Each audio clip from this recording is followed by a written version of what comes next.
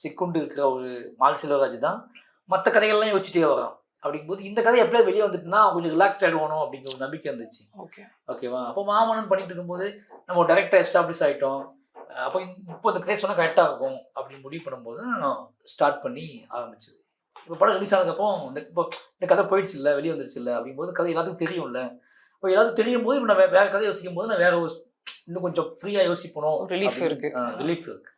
டக்குனு எடுத்துக்கலாம் தோணல. லேட்டாக தான் எடுத்துக்கணும். நம்ம இந்த 3ஆம் படம் தான் 4ஆம் படம் தான் எடுத்துருக்கோம். அப்படி இல்லை, ஒரு